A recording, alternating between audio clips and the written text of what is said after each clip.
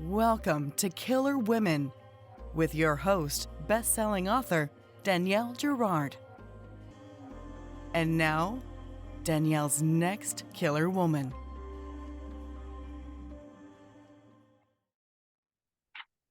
Hello, and welcome to Killer Women Podcast, a proud member of the Authors on the Air Global Network with more than 4 million listeners. I am your host, suspense author Danielle Girard, and my guest today is L.K. Bowen. Debut author Lynn Bowen was born in Boston and made her way to Los Angeles to work in the entertainment industry.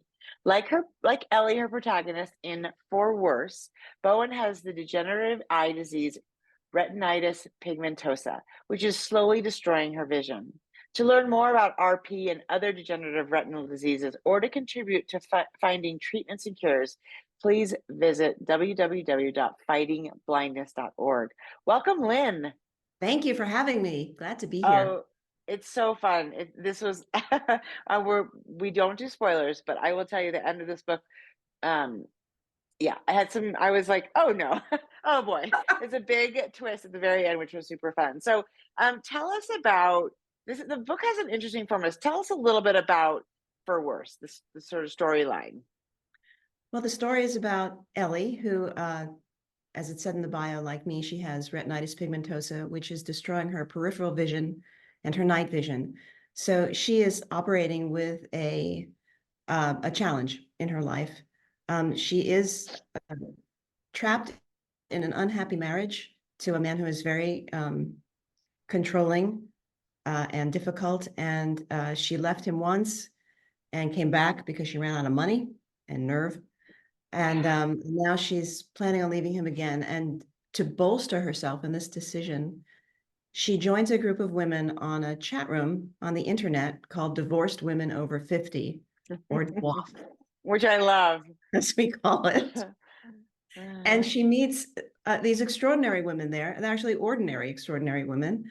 And she gets into their stories, and there are mysteries within the chat room itself, and people disappear, and people have other stories. And she herself tells her story, sometimes through the chat room, but it's not just that. It's largely narrative, and the chat room are just these forays.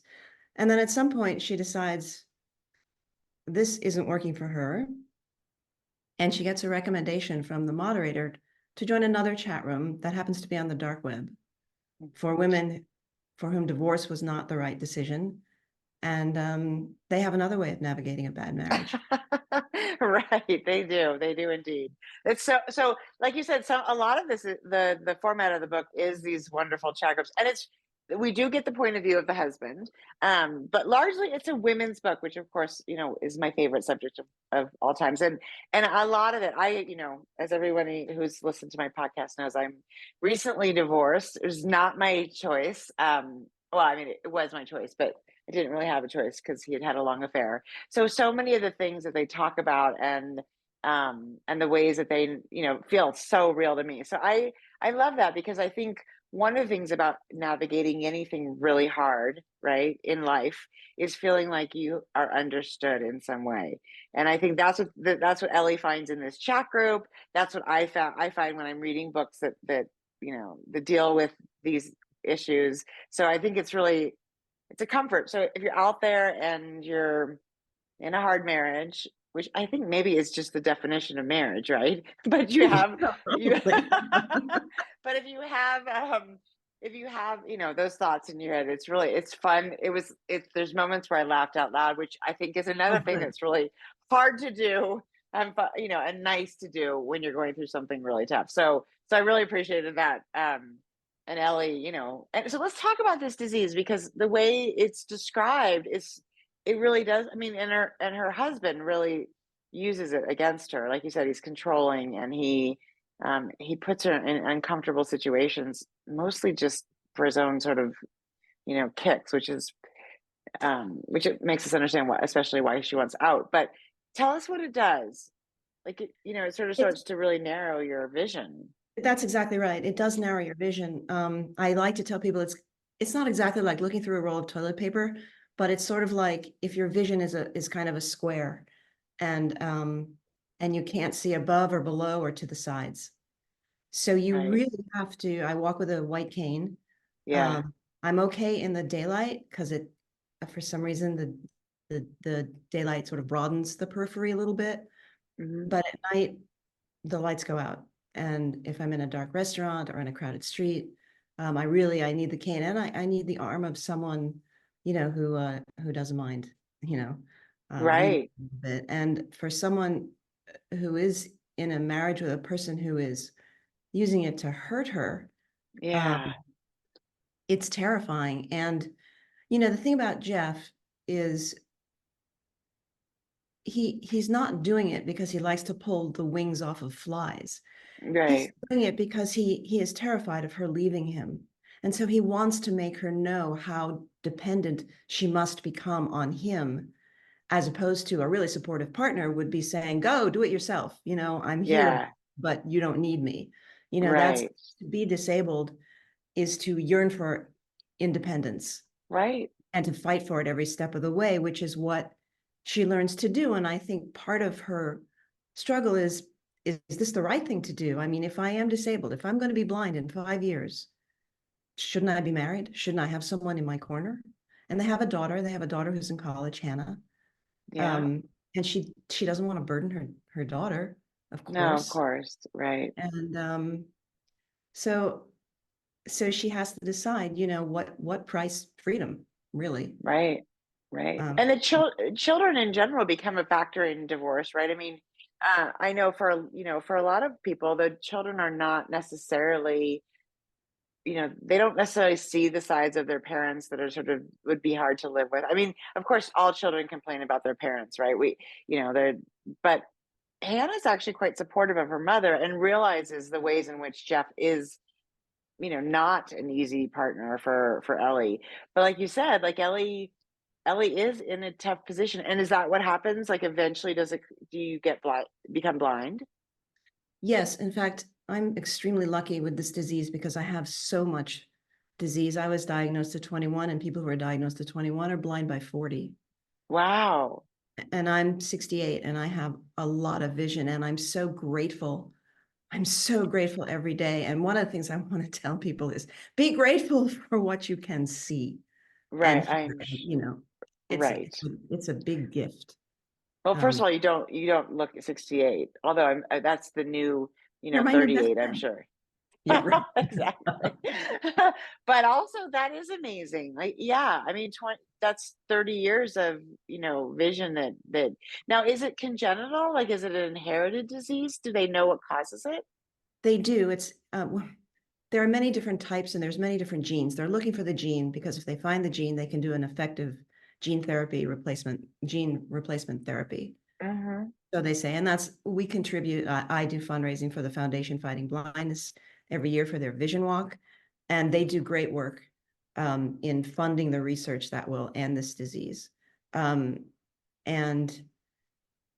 yes, the end game is you're probably going to be blind, but I don't know. My brother was the only one who had this disease in our family. He passed in 2009 of cancer. It is not related. Yeah, I'm Yeah. sorry.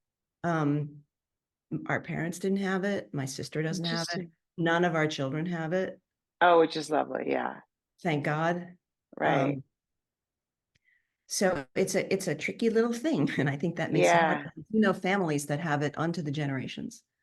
You know. Yeah. Right. And So, so your grandparents nobody had it until you and your brother. correct. My grandparents actually both died. They were hit by a car. My father's parents were hit by a car. And it's Uh, possible they were hit by a car because somebody didn't see it. You know what I'm saying? hmm. Is this disease Yeah. known or diagnosed until, Right. within the last 50 years, maybe? Right. Right. Absolutely. Well, I mean, it is an interesting question because obviously, like, we assume Ellie got married, um, you know, this generation of people I got married at 23. So if Oh, you you assume that baby. I know, I wouldn't recommend it. Um, but no, I had 30 wonderful years. But I just feel like, if you got married really young and you didn't sort of know, a lot of us do these things, right? We get married when we're young and we don't know sort of what sort of genetic health lottery we're going to end up with. And so, right, she's, if you imagine didn't have a lot of opportunity to live on her own before she was with Jeff. It is, I mean, there's so many things about it, and you certainly don't need to have, you know, a, a physical handicap to feel like divorcing is terrifying, right? Was my experience, and that the people that I have spoken to, that is experience. It's just like the idea of navigating the world. First of all, we're women, which of course means we're smarter, stronger, braver, more Yeah, all fabulous. that bullshit. Uh, Sorry. but we're also the underpaid sex, Yeah. gender. The more at risk gender for all sorts of things, right? And there is this terrifying idea of like, can we do this? And you see all of this, I think, in the characters in For Worse, because and we were taught, we were raised, and even I feel like young for this generation of people that were raised to be like, you sort of are the support, you're the wing woman to your husband. You're not supposed to be your own star. And hopefully our children, like my daughter is, of course, like just so fierce, and she is like, there's no effing way I'm going to be anybody's sidekick, and I love that. And my son 100%, I think, will have a partner who is his equal.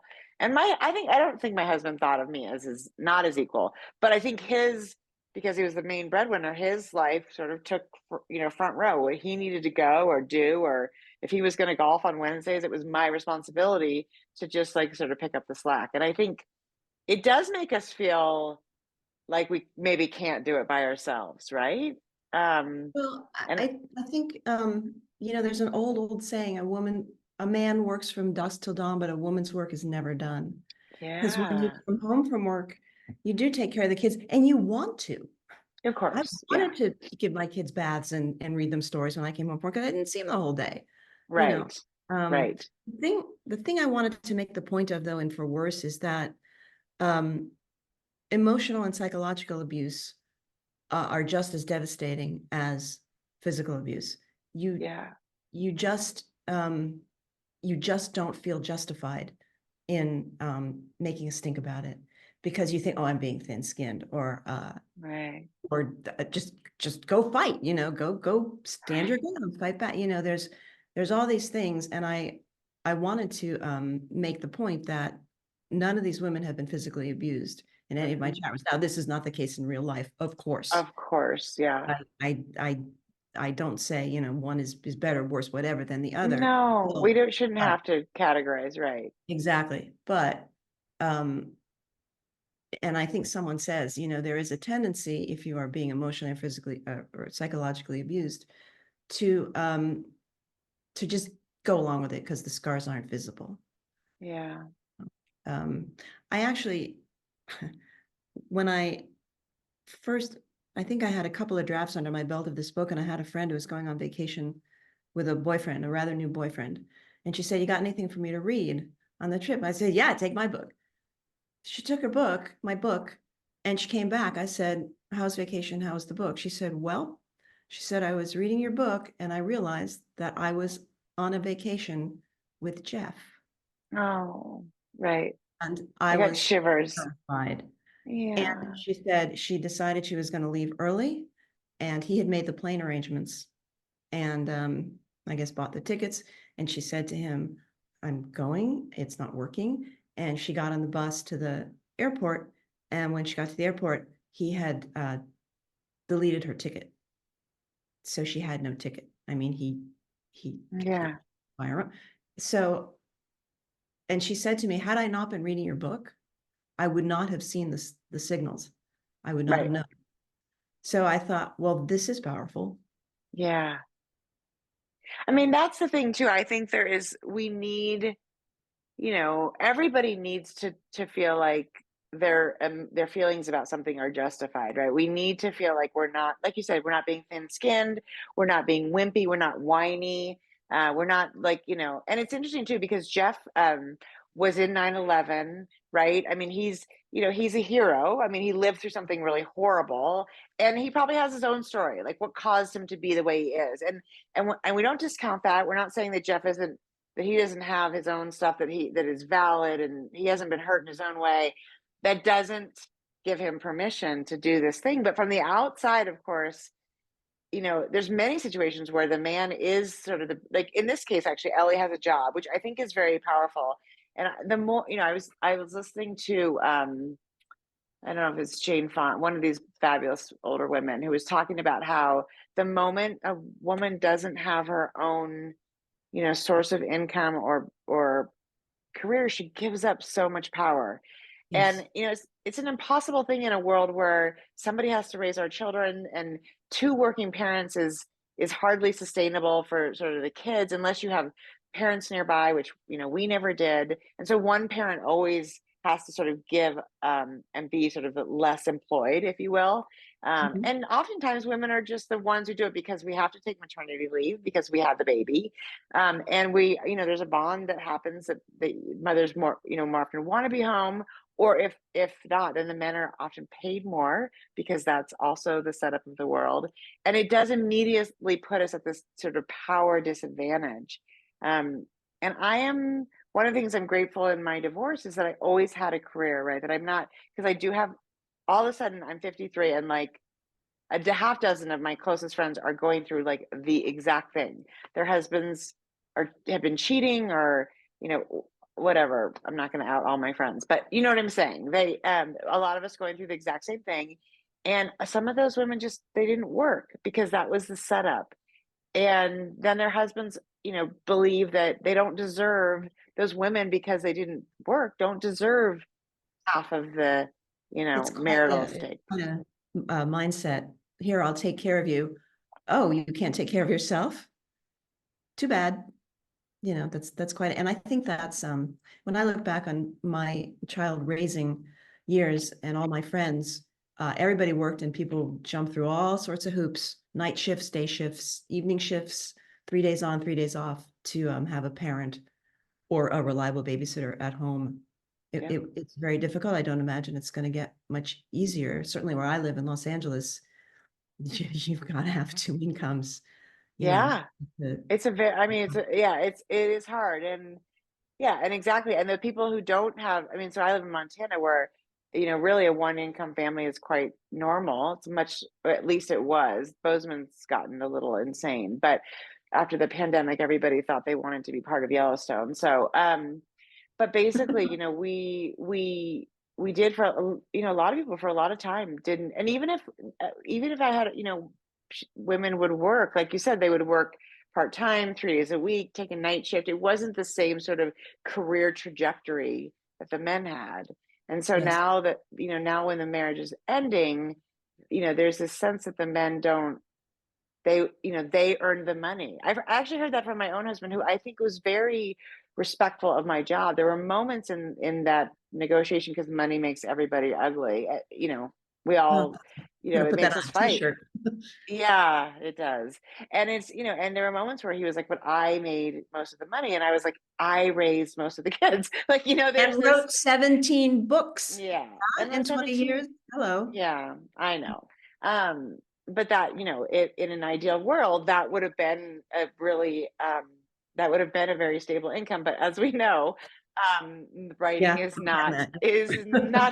It is a lot of things, and I'm grateful for it, but it is not a stable income. So yeah, so I think that there is just, it's set up to make it, in a way that makes it hard for women. But one of the things I appreciate with, Ellie's relationship with Hannah and the relationship I have with my kids is that and they're 24 and 22, so they're grown. But when they need something, when they want to talk something through, they call me.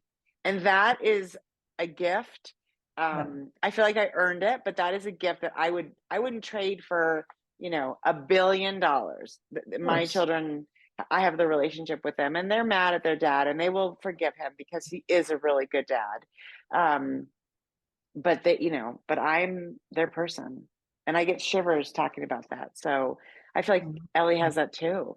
She has it with Hannah. Yeah. And I loved Hannah, and I remember writing her, and I remember not being able to start her chapter because I couldn't get a handle on where to start her. Sometimes I started her with being a little kid in New York City. Sometimes I started her with, how does she feel about her daddy surviving 9/11? Right. And then all of a sudden I thought, put her in the present right now on the phone with Mhm. her, or texting with her best friend. And all of a sudden I saw her and I Yeah. knew who she was and what she was doing and where she was. That's actually something that my editor, the great Celia Johnson, she's a freelance editor. She taught me something really amazing about writing. And I'm using it in my second book right now. She said, so a lot of my book, Ellie or Jeff would be ruminating about something. They'd be thinking, oh, in the past, blah, blah, blah. Or they'd be thinking about something that had just happened. And they weren't rooted in a space or time that was visible to the Right. right. So Right. Celia said, no, no, no, just put her in the room, describe where Yeah. is she in bed, on her laptop? Is the cat there? And all of a sudden, I Yeah. thought, oh, that's perfect. And she Yeah. also said, um, readers forget from chapter to chapter, especially if you're going back and forth between Jeff and Ellie and you're in a chat room, they forget where they left off. And I'm guilty Yeah. of that because I read before I go to sleep. And so I conk out after 10 Yeah. pages. And so she said, pick it up from the last chapter. Yeah. How does she feel? Is she thinking about that? And I thought, well, that is such a valuable piece of information. And now that I'm reading the other authors that I love, everyone's doing it. That's the preferred way to do it. And I also remember when one of my friends was reading a very, very early draft, she called me halfway through. She said, I don't want to stop reading to go look this up. Who's Wendy? And I said, Right. Wendy's her sister. And then I Right. realized, if Wendy doesn't show up for 90 pages, you better remind people who she is. Yes. So Right. all these ways of grounding the reader and guiding them with a firm hand through your story was really valuable to me and went Right. Because along with changes. people don't want to be readers don't want to be frustrated. They don't want to have to look back and figure out who Wendy is. They No, don't want to try to figure out where they are. And it doesn't, the funny thing is, as a reader, you don't even really notice how the author has put you right. in this place and surrounded you, because you just take it in. But yeah, I you know what, I'm however many books in, I still have these same things. I have to remind myself, where are we? Like, what is happening? What Right. is it's interesting to write a first book. I mean, so, and obviously, now, right, you tell us about writing a second book, because everybody talks about sort of the pressure, because you have all the time in the world to write a first book, right? I mean, it Years. can take Yeah. as long as it takes. And a second book, they're usually like, okay, we'd like this in a year. So how, how is that Well, going? thankfully, my publisher has not said we'd like this in a year, and I don't know how to think about that. I don't know if that's good news or bad news, but my goal is to have it in a year. Yeah. Um, and it's a so in For Worse, Ellie at her worst moments imagines that she has a lovely husband, and she calls him Phantom Husband, and he Yeah. pops up occasionally in her imagination. So I thought, what if a woman has a imaginary husband and kind of takes it to the nth degree? Yeah. So that's part of my second novel. But there's also in For Worse, you're sort of heading towards an event, and in this new novel, there's a body. So Mm-hmm. I have to delve into police procedural, Mm-hmm. which scares me to death because I really don't want to get on the phone with a policewoman in Boston and say I'm writing a novel. Now I know, I'm sure you've done it.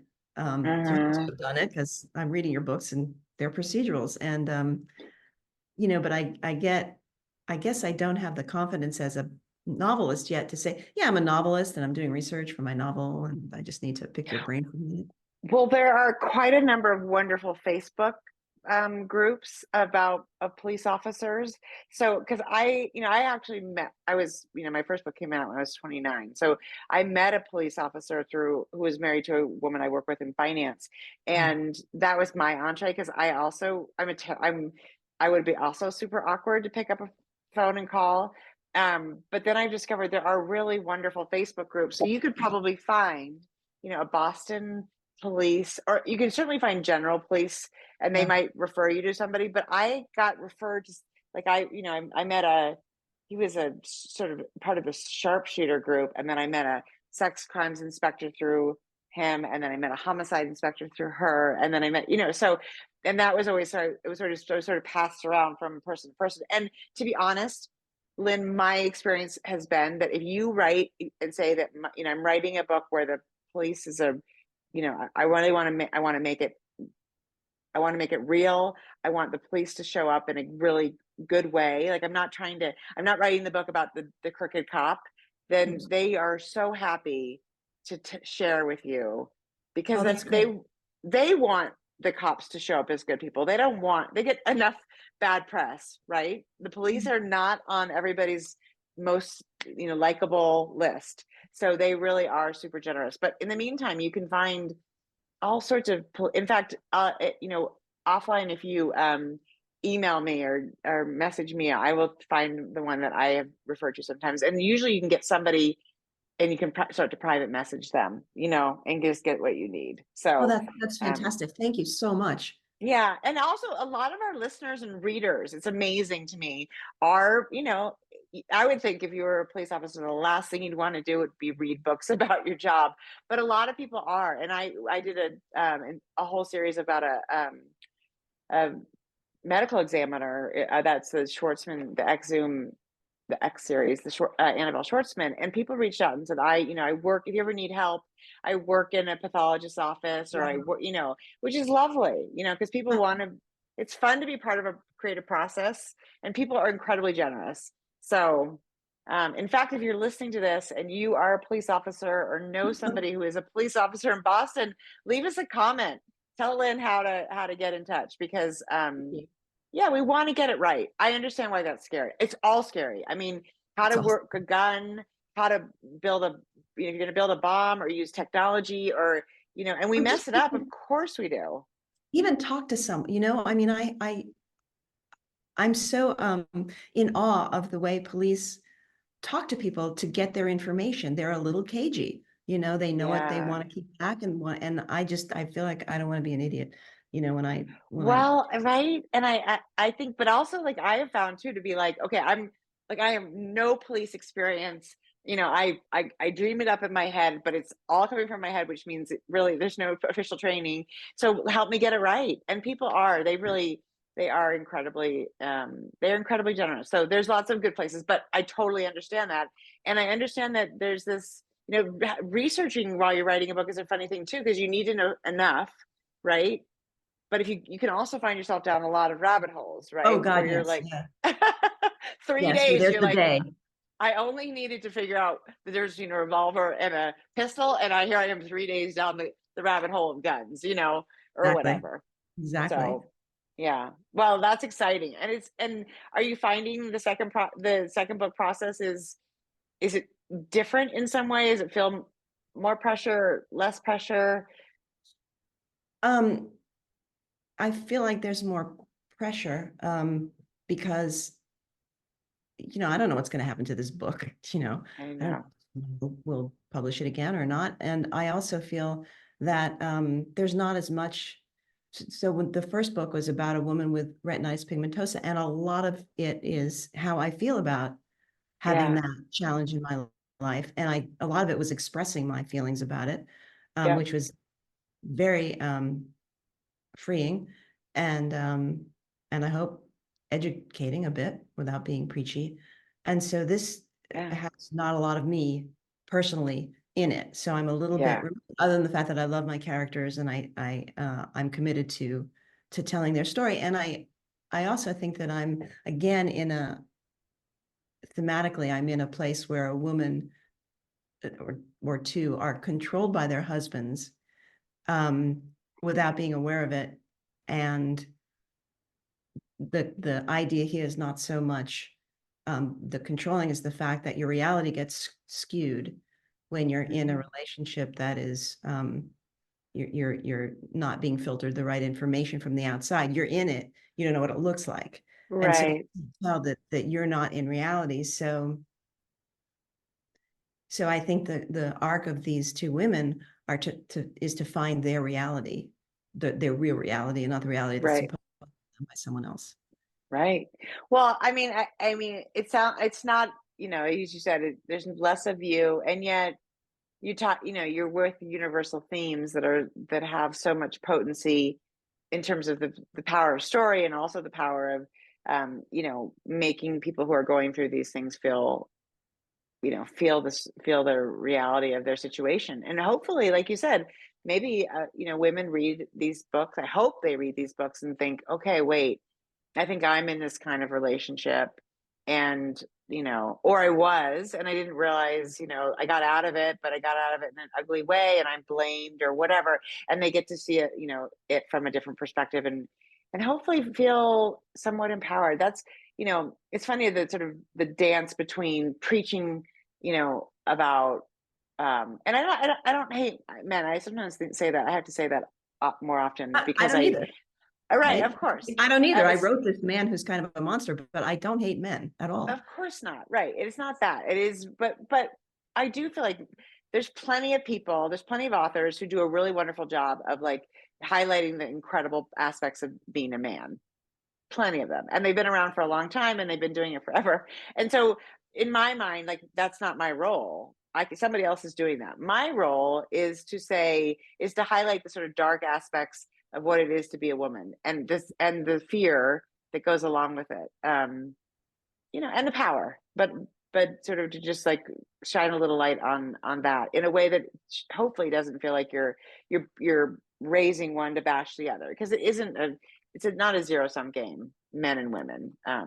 But I appreciate that with the space that you're filling, because I think we do need those books, and they are incredibly, helpful. So, Thank and so you. is the new book called, Phantom Husband? No. Okay. Well, we won't talk about it because you're in the process, and we don't want to ruin any of the magic. So, okay. So tell us, where can we find you online, Lynn? Where's the best way to connect? I have a website, authorlkbowen.com. Mm-hmm. That's author, not Arthur. When I first created the website, there's an actor from Harry Potter. His name is Arthur Bowen. And every time I typed in author L.K. Bowen, a zillion pages for Arthur Bowen came up. Funny. Just type in AUTHRNOR. Yeah, there you go. And then I'm on Instagram at author_LK Bowen.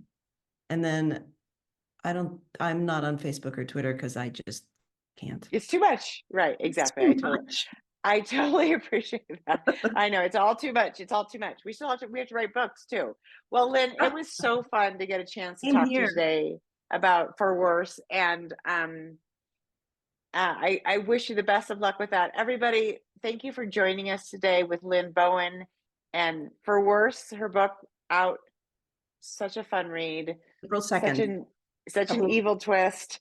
And we'll see you next time. Bye. Thank you so much, Danielle. Bye-bye.